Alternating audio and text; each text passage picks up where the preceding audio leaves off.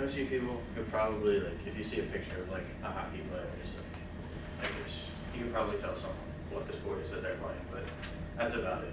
You probably don't know that like roller hockey is even a sport. Like, there's differences between roller hockey and ice hockey. Like, for example, the skates obviously are pretty different.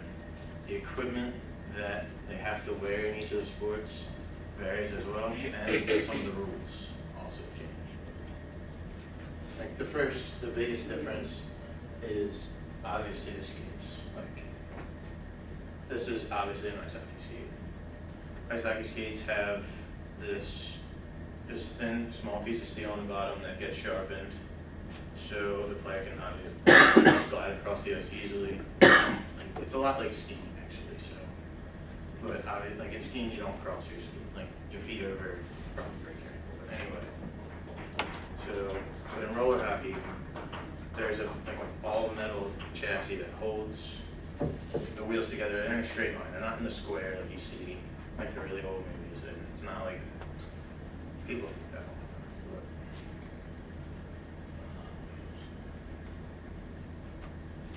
But. And for the weight of the skates, as far as that goes, you'd think that roller hockey skates are a lot heavier than ice hockey skates because of all the metal on the bottom.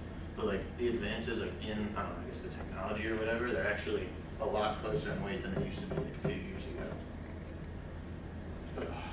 And as far as the rules go, for both those sports, like a lot of them are the same. Like the penalties that you see get called, like tripping, interference, things like that, hooking, things like that, will get called in both the sports. But the checking is the things that you're going to see that are different. Ice hockey, people, if you have control of the puck, you're skating down the ice, you can get hit, but as long as you don't get hit like, directly in the back, that's the only thing that they'll call ice hockey.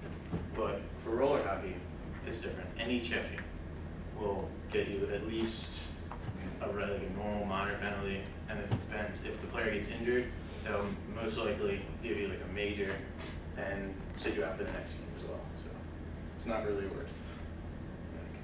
According to the USA Hockey Inline Rulebook, a check in roller hockey will result in a minor or major penalty. The game misconduct may also be given out if a player gets injured.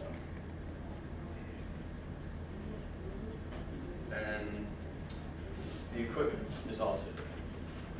And there's just a little picture just to show what the way comes out. Okay, in ice hockey, like, you're basically covered completely head to toe in all kinds of different gear. Like the USA Hockey, the ice rulebook says that each participant is personally responsible to wear protective equipment for all games, warm-ups, and practices. Such equipment should include gloves, shin pads, shoulder pads, elbow pads, hip pads, or padded hockey pants, protective cup, tendon pads, plus all head and protective equipment as required by USA Hockey rules.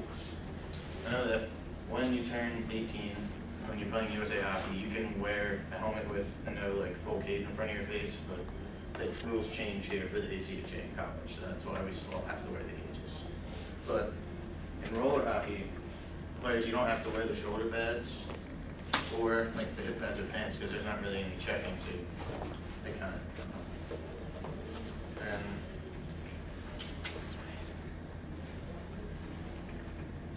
so basically now, hopefully you guys understand that there is differences in the sport. It's not just kind of all one thing. Like roller hockey is different than ice hockey. So ice hockey's better.